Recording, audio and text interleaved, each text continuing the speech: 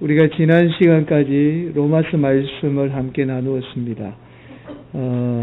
로마서를 굳이 성경을 이렇게 분류를 하면 로마서는 교리서입니다. 교리서. 갈라디아서와 함께 교리서라고 그렇게 분류를 합니다.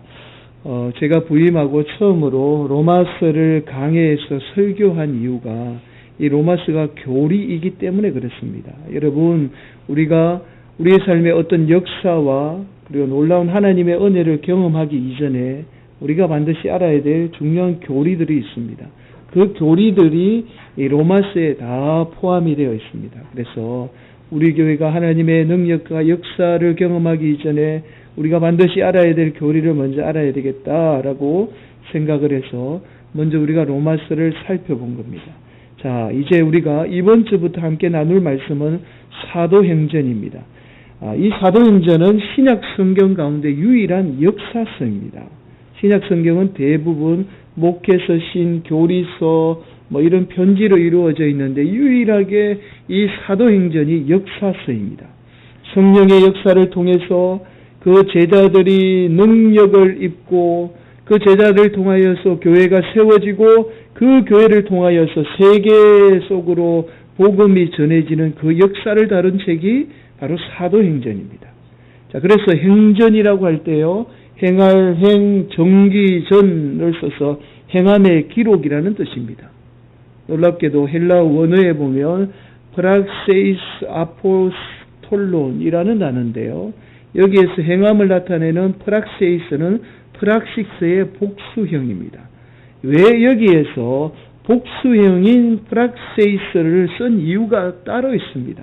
원래는 단수형으로 써야 되는데 복수형으로 썼다라는 거예요. 그것은 사도행전이 나타나는 제자들에 의해서 그 성령의 역사와 사건이 사도행전에만 국한되어 있는 이야기가 아니라 오늘날 여전히 예수 그리스도를 믿는 우리에게도 그 성령의 역사는 동일하게 나타나고 또 그 성령의 역사를 통하여서 교회를 힘있게 만들고 있다라는 것을 강조하기 위해서 이 사도행전을 쓸 때에 복수형으로 쓰고 있다라는 겁니다.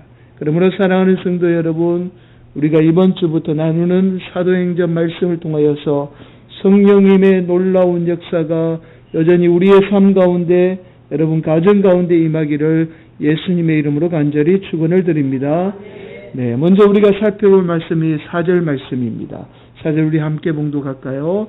사도와 함께 모이사 그들에게 분부하여 이르시되 예루살렘을 떠나지 말고 내게서 들은 바 아버지께서 약속하신 것을 기다리라. 예수님께서 부활하시고 제자들과 40여일을 보내면서 그렇게 간곡하게 명령한 명령이 있습니다.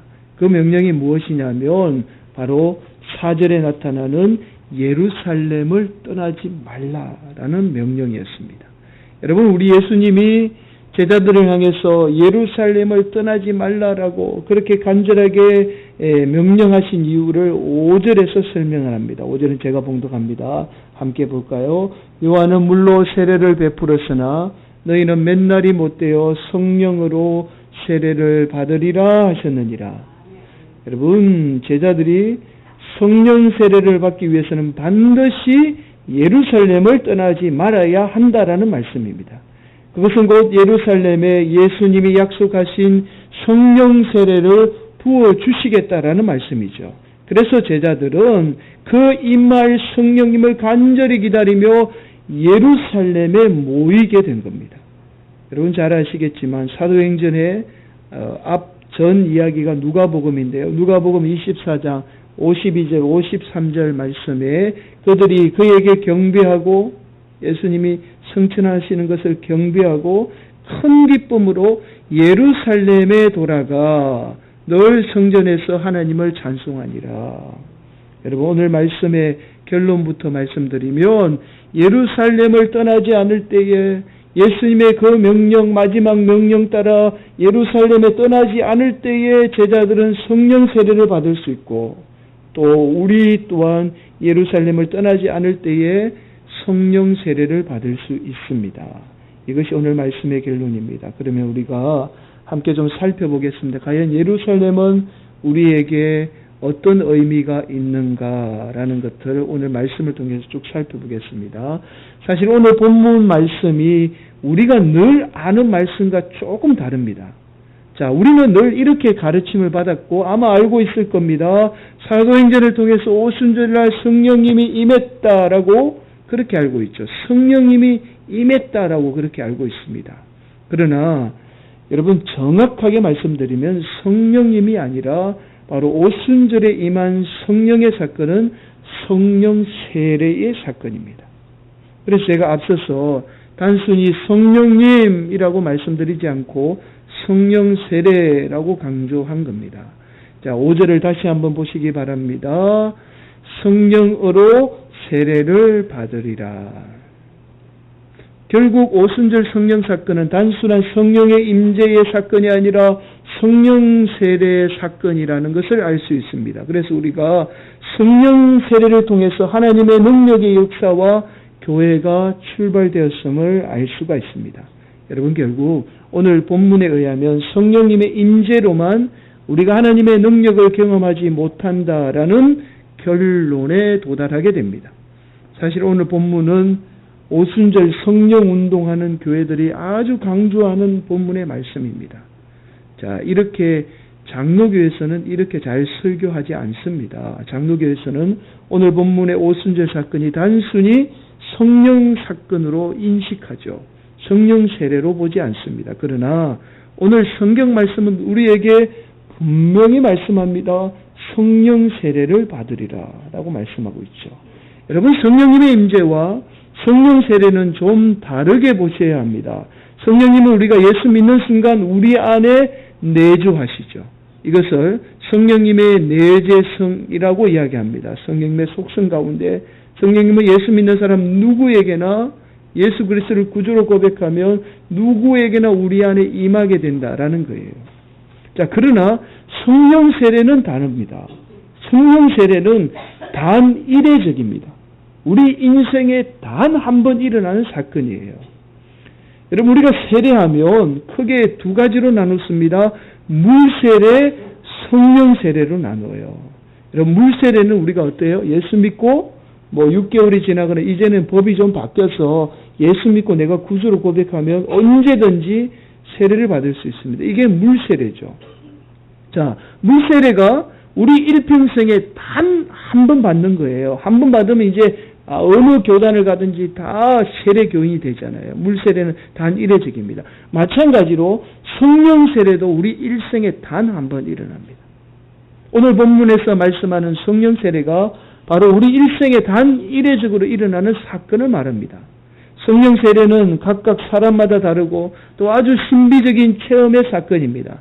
우리가 예수 믿게 되면 반드시 거쳐야 될 것이 무엇이냐면 이 물세례를 받듯이 성령 세례를 받아야 되고요.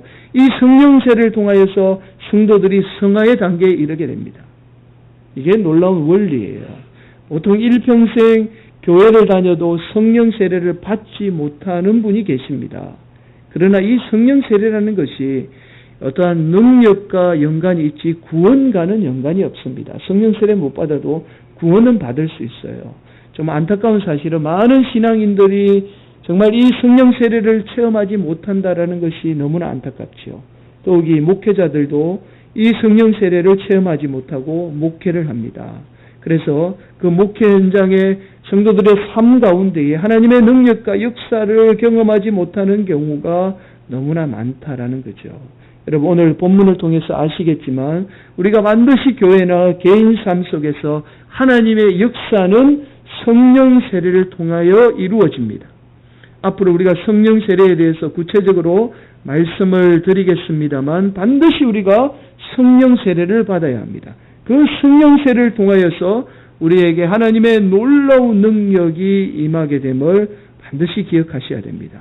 자, 그렇다면 왜 하나님이 제자들에게 예루살렘을 떠나지 말라라고 말씀하셨을까요? 조금 더 깊이 있게 제자들이 예루살렘을 떠나지 말아야 될 이유에 대해서 과연 예루살렘이 오늘 우리 삶에 어떤 의미를 가지고 있는지 한번 더 조금 더 살펴보도록 하겠습니다. 여러분 신명기 말씀, 구약의 신명기 말씀을 자세히 살펴보면 모세가 설교한 내용이에요. 모세가 가나안 땅에 들어가기 전에 모압 평지에서 이스라엘 백성들을 다 모아놓고 과거에 어떤 일이 일어났는지, 그래서 하나님 앞에 순종하면 복을 받고 하나님 앞에 불순종하면 저주를 받더라. 그래서 너희들이 가나안 땅에 들어가서 반드시 하나님 앞에 순종해야 된다라고 설교한 내용이 신명기입니다. 그래서 하나님의 말씀을 거듭해서 말씀하고 있다라고 해서 신명기예요. 자, 이 신명기는 대부분 과거의 사건들을 해상하는 사건입니다. 그리고 그 이외에 과거의 사건 아닌 말씀이 있는데 이것을 신명기 법전이라고 그래요. 자, 신명기 법전에서 아주 강조하는 사실 하나가 있습니다. 그 하나가 무엇이냐 하면 신명기 16장 6절 말씀 한번 앞에 보실까요? 오직 내 하나님 여호와께서 자기 이름을 두시려고 택하신 곳에서 내가 애굽에서 나오던 시각 곧 초저녁 해질 때에 유월절을 제물로 드리고. 자, 신명기에서 강조하는 것이 무엇이냐면 하나님이 택한 곳에서 반드시 예배해라. 하나님이 택한 곳이 있다라는 거예요. 자, 결국 이 말씀이 이스라엘 백성들의 삶의 기초가 됩니다. 그래서 이스라엘 백성들이 가나안 땅에 들어가서 그곳에서 하나님이 명령한 대로 선택한 곳에서 하나님을 예배하게 됩니다. 자, 그러다가 다윗이 이스라엘의 나라를 세우죠. 그리고 다윗이 제일 먼저 한 일이 무엇이냐면 하나님 말씀대로 하나님을 예배하기 위해서 하나의 도시를 선택해서 세웁니다. 그것이 바로 예루살렘입니다. 자, 사무엘하 5장 6절 7절 말씀이죠. 제가 봉독합니다. 왕과 그의 부하들이 예루살렘으로 가서 그 땅 주민 여부수 사람을 치려하며 그 사람들이 다윗에게 이르되 내가 결코 이리로 들어오지 못하리라. 명인과 다리 저는 자라도 너를 물리치리라 하니 그들 생각에는 다윗이 이리로 들어오지 못하리라 함이나 다윗이 시온 산성을 빼앗았으니 이는 다윗의 성이더라. 원래는 예루살렘이 여부수 족속이 살고 있던 성이었습니다. 이 성이 굉장히 견고해서 이스라엘 백성들이 가나안 땅을 점령해도 이 예루살렘을 점령을 하지 못하고 여부수 사람이 그대로 살도록 내버려둔 땅이에요. 그런데 다윗이 이 땅을 점령하고 그곳 성의 이름을 시온산성 다윗성이라고 이름을 짓게 됩니다. 이곳이 바로 오늘날 예루살렘이죠. 자, 그리고는 그곳에서 하나님을 예배하기 위해서 언약궤를 옮기는 말씀이 나와요. 사마 6장 17절에 보면 여호와의 궤를 메고 들어가서 다윗이 그것을 위하여 친 장막 가운데 그 준비한 자리에 그것을 두매 다윗이 번제와 화목제를 여호와 앞에 드리니라. 이제 하나님을 예배하는 것으로 예루살렘 성을 쌓았죠. 자, 이것을 성경 시편 132편은 다윗이 했지만 하나님의 감동을 받아서 하나님이 하신 것이다 라고 말씀해요. 자, 시편 132편 13절 14절 우리 앞에 보시고 함께 봉독할까요? 시작. 여호와께서 시온을 택하시고 자기 거처를 삼고자 하여 이르시기를 이는 내가 영원히 쉴 곳이라. 아멘. 시온을 택했다는 거죠. 예루살렘이야. 결국 이 하나님 뜻에 의해서 주전 예수님 오시기 전에 959년에 솔로몬이 성전을 완성하죠. 그리고 그곳에서 하나님을 예배합니다. 이 예루살렘 성은 이제부터 하나님의 영광과 임재가 임하는 하나님의 놀라운 큰 임금의 성이다라고 말씀해요. 시편 42편 1절 2절 여호와는 위대하시니 우리 하나님의 성 거룩한 상에서 극진히 찬양받으시리로다. 터가 높고 아름다워 온 세계가 즐거워하며 큰 왕의 성 곧 북방에 있는 시온산이 그러하도다. 시온산은 예루살렘이죠. 자, 바로 이것이 예루살렘에 하나님의 영광이 임한다라는 사상입니다. 이것을 시온이즘이라고 이야기합니다. 유대인들이 가지는 사상입니다. 유대인들은 이 거룩한 예루살렘 성을 통하여서 하나님의 영광이 임하고 다윗과 같은 위대한 왕을 세우셔서 자신들을 구원할 메시아가 이 성에 임한다라는 사상이죠. 이것을 시온이즘이라고 이야기합니다. 그래서 지금도 유대인들은 이 시오니즘에 의해서 예루살렘 중심으로 모여서 삽니다. 세계 각국에 흩어져 있더라도 반드시 6월절이 되면 1년에 한 번씩 이 예루살렘에 모입니다. 자녀들은 방학이 되면 반드시 예루살렘을 1년에 한 번씩 가서 예배합니다. 유대인의 중심, 신앙의 중심지가 바로 예루살렘입니다. 자, 여러분, 유대인이 생각하는 이 시오니즘과 성경이 말하는 시오니즘이 조금 다릅니다. 자, 성경은 우리에게 분명히 말씀하죠. 하나님의 영광이 임하는 그 예루살렘의 영광은 바로 예수 그리스도를 말합니다. 예수 그리스도가 그 예루살렘에 십자가를 지고 온 인류를 구원한 그 사건이야말로 하나님의 영광이 임하는 그 예루살렘 성이라는 거예요. 그리고 그 예루살렘의 성령 세례를 통하여서 부어주실 성령의 역사를 통해서 능력받은 제자들이 교회를 세우고 그 교회를 통해서 온 세계에 예수 그리스도의 복음이 전파되는 것, 그것이 바로 구약에서 말하는 하나님의 영광, 예루살렘에 임할 영광이라고 성경은 우리에게 말씀하죠. 결국 성령 세례의 역사를 통해서 이 예루살렘이 하나님의 영광이 국한이 되어 있던 그 하나님의 영광이 전 세계로 성도들을 통해서 하나님의 영광이 선포되는 것을 말하고 있습니다. 그래서 오늘 우리가 잘 아는 요엘서 2장 28절 30절 이렇게 말씀합니다. 28절입니다. 그 후에 내가 내 영을 만민에게 부어주리니 너희 자녀들이 장래일을 말할 것이며 너희 늙은이는 꿈을 꾸며 너희 젊은이는 이상을 볼 것이며 그때 내가 또 내 영을 남종과 여종에게 부어줄 것이며 내가 이적을 하늘과 땅에 베풀리니. 이어서 32절입니다.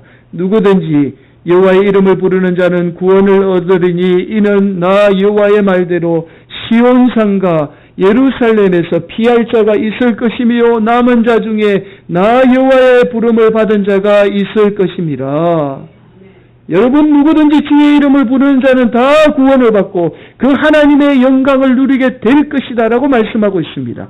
예루살렘에만 하나님의 영광이 임한 것이 아니라 이제는 예수를 통하여서 예수 그리스도를 부르는 자, 성령의 역사를 통하여서 다 그들을 통해서 하나님의 영광, 하나님의 역사가 임하게 될 것이다라는 요엘 선지자의 예언의 말씀이죠. 그래서 주의 이름을 부르는, 주의 이름으로 모이는 곳에는 언제든지 성령의 역사, 하나님의 놀라운 역사가 일어나게 되는 것입니다. 그래서 오늘 말씀의 제목이 시오니즘이 아니라 바로 교회니즘입니다. 예수님 이름 믿고 모이는 성도들이 모이는 그곳에는 언제든지 하나님의 영광이 임하게 되고 성령의 놀라운 능력의 역사가 임하게 된다라는 말씀이에요. 그래서 교회니즘입니다. 여러분, 이 말 처음 들어보셨죠? 제가 만든 용어입니다. 교회니즘이에요. 여러분, 우리는 이제 교회니즘의 사상을 가져야 돼요. 교회를 통해서 하나님이 역사하신다는 그 역사를 알고 교회 중심으로 모이고 교회 중심으로 신앙생활을 해야 됩니다. 유대인들이 그랬던 것처럼, 예루살렘 중심으로 모였던 것처럼 오늘날 그 역사는 성령을 통하여서 예수 믿는 모든 성도들이 모이는 곳에 하나님의 영광과 하나님의 역사가 임함을 알고 우리 성도들은 교회 중심으로 모여야 돼요. 그래서 교회니즘입니다. 그런데 여러분, 여기에 좀 문제가 있죠. 그것은 왜 우리가 이런 하나님의 능력을 오늘날 경험하지 못하고 사느냐라는 거죠. 자, 레너드 스윗이라는 종교 미래학자가 교회를 4가지로 분류하고 있습니다. 첫 번째가 미션 처치라는 거예요. 미셔널 처치라고 이야기합니다. 이 교회는 어떤 교회냐면 어떤 사명, 미션이 사명이잖아요. 사명에 의해서 철저하게 하나님 말씀에 순종하는 교회를 말합니다. 그래서 어떤 어려움이 오거나 시험이 와도 하나님의 사명이 있기 때문에 주신 그 사명 명령 지키기 위해서 어려움을 이겨내고 철저하게 하나님 앞에 순종하는 교회라는 거예요. 이것을 미션 교회입니다. 두 번째 교회가 미니스트리 교회입니다. 이거를 행정, 목회적이다라는 거죠. 자, 사명은 없지만 그 사명의 가치관은 없지만 교회가 어떤 조직이 잘 체계가 이루어져서 그 조직대로 교회가 움직여지는 거예요. 성령의 역사 없이. 그렇다 보니까 어떤 세상적인 비즈니스적인 마인드가 있어가지고 교회의 부흥은 일어나요. 그리고 교회는 잘 굴러가는 교회를 말합니다. 이거를 미니스트리 교회라고 그래요. 자, 세 번째, 메인터넌스 교회죠. 발음이 별로 안 좋지만 이게 우리말로 번역하면 현상유지라는 뜻이에요. 현상유지 교회라는 거예요. 자, 교회의 어떤 사명과 성령의 역사는 완전히 사라진 채 기존의 교회의 현상유지만 하는 거예요. 어떤 역사와 기쁨은 없는 거예요. 그리고는 현상유지만 하는 교회죠. 자, 네 번째 교회가 마지막으로 뮤지엄이라는 게 뮤지엄, 박물관이라는 뜻이죠. 여러분, 박물관에 가보면 박제가 되어 있는 독수리가 있잖아요. 동물 박제된 그런 독수리를 보게 되죠. 독수리는 튼튼한 날개로 하늘을 날아올라서 높이 쳐다보고 있다가 먹이가 오면 그 빠른 속도로 하강을 해서 이 먹이를 낚아채서 올라가는 게 독수리입니다. 그게 독수리의 위험이고 독수리의 능력이죠. 그런데 박물관 안에 박제되어 있는 독수리는 어떤 독수리입니까? 그 능력을 다 상실하고 독수리 그냥 모양만 독수리라는 거예요. 오늘날 많은 교회들이 이 박물관 교회라는 거예요. 그냥 무늬만 교회고 그 안에 아무 능력과 아무 역사 없는 그런 대부분의 교회가 이 박물관 교회라는 거예요. 이 레너드 스윗 교수가 미래학자입니다. 앞으로 이런 교회가 더 많이 일어날 거래요. 박물관 교회. 여러분, 왜 이런 교회들이 일어나죠? 왜 이런 일들이 생기죠? 오늘 본문의 그 원인을 찾을 수 있어요. 성령님의 역사가 일어나지 않기 때문에. 더 정확하게 말씀드리면 성령 세례의 역사를 성도들이 경험하지 못하기 때문에 교회가 점점 더 힘을 잃어가고 능력을 잃어가게 되는 겁니다. 여러분, 성령의 역사, 성령의 세례는 반드시 예루살렘에 임합니다. 오늘날 교회를 통해서 임합니다. 여러분, 나 혼자 예수 믿고 성령 받을 수 있습니다. 그러나 성령 세례는 오로지 예수 그리스도 이름으로 모인 그 거룩한 백성의 모임을 통해서 임합니다.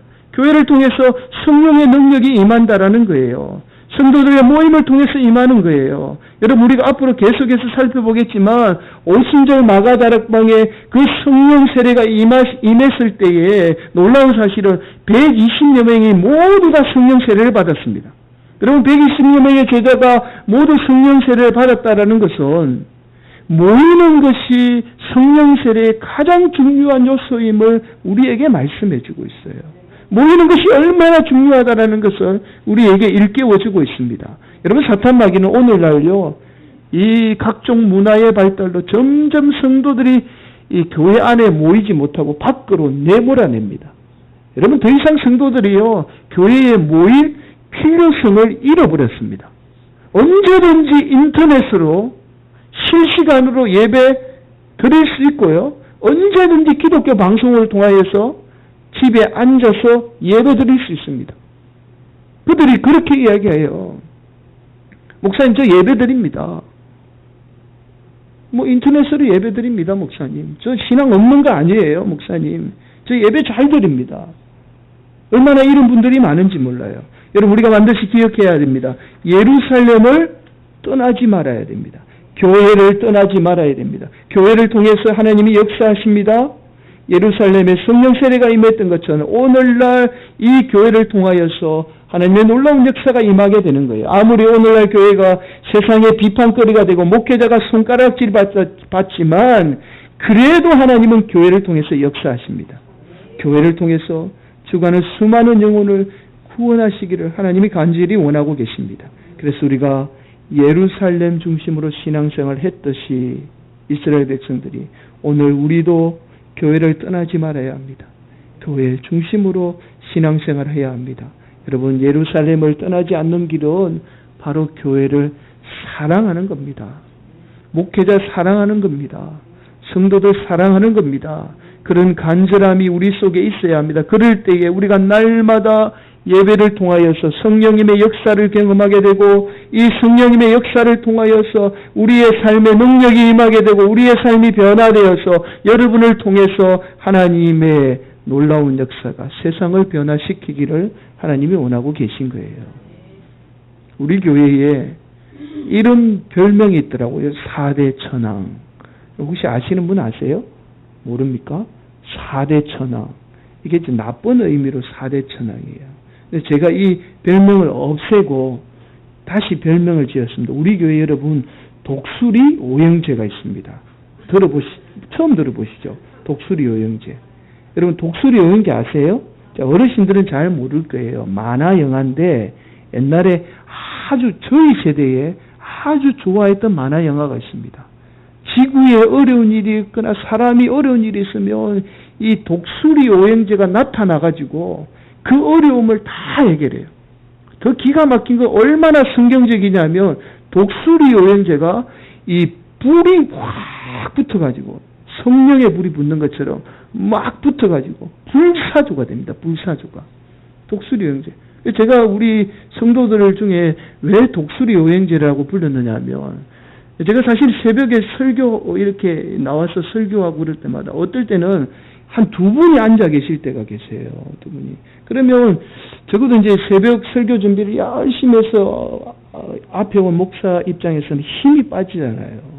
또 어떨 때는 너무 피곤할 때는 제가 속으로 그렇게 이야기해요. 하나님, 하루만 쉬었으면 참 좋겠는데요. 그런데 어김없이 새벽기도 나오면 또 우리 권사님이 막 하루에 2시간씩 기도하는 권사님 계시거든요. 그럼 그분 혼자 놔두고 목사가 먼저 갈 수 있습니까? 저도 덩달아 막 기도하고 그러면 막 이게 또 에너지가 쏟는다고요. 그러면서 한 번은 그러시더라고요. 야, 네가 있을 곳이 침대가 아니라 교회 성전이야. 어디 감히 집에 누워 있으려 그래. 그렇게 말씀하시더라고요. 근데 어떨 때는요, 지치고 힘들 때에 어김없이 독수리 오형제가 교회 새벽 기도에 딱 버티고 있습니다. 이 독수리 오형제는요, 어떤 일이 있어도 새벽기도 비바람이 칠 때 빼고 태풍이 올 때 빼고는 독수리 오형제가 딱 교회 밭에 앉아있어요. 근데 이 독수리 오형제를 볼 때마다 얼마나 힘이 나는지 몰라요. 제 속에 힘이 쏟아져요. 여러분 우리 교회가 이렇게 매일 깨끗하잖아요. 깨끗한 게 사실 이 독수리 오형제 때문이에요. 독수리 오형제가 금요일날 새벽기도 드리고 나면 어김없이 한 30분에서 교회 청소를 합니다. 여러분 이 올해가 얼마나 더웠습니까 여러분. 이 땀을 피피 흘리면서 막 교회를 쓸고 닦거든요. 어떤 분은 새벽 2시 3시까지 일을 하시고 잠을 안 자고 독수리 오형제의 회원에 가입하기 위해서 오셔서 새벽기도 드리고 청소하는 분도 계십니다. 제가 이런 분을 볼 때마다 어떻게 목회자가 피곤하다고 새벽기도 안 드릴 수 있고 어떻게 새벽기도 말씀 소홀히 전할 수 있겠습니까? 제가 언제나 간절한 마음으로 새벽에 말씀을 전합니다. 금요 심야에는 또요, 지옥의 7인 특공대가 있습니다, 여러분. 금요 심야에. 어김없이 7명만 와요. 참 기가 막히게. 특공대 7명만 와가지고 30분 동안 또 열심히 기도하다가 또 아무렇지 않게 또 조용히 사라지는 또 특공대 7명이 있습니다. 제가 이 모습을 볼 때마다요, 하나님이 이 교회를 얼마나 사랑하고 얼마나 준비되어 있는 교회인지를 우리가 볼 수 있습니다. 여러분 제가 거론하지 않아도 이 분들 외에도 수많은 분들이 교회를 사랑하고 교회를 아끼는 분들이 계십니다. 바라기는 이 희망 있는 교회, 우리 교회 정말 희망이 있습니다. 참 준비되어 있습니다. 이 준비되어 있는 교회에 마치 독수리 오형제가 불사조가 되듯이 성령 세례에 성령 충만한 역사만 임하면 우리 성화교회, 한국교회에서 사고치는 교회 될 줄 믿습니다. 한국교회에서 누구나 다 이름 되면 알 수 있는 교회 될 줄 믿습니다. 그렇게 역사하는 교회 될 줄 믿습니다. 우리 교회에 희망이 있습니다.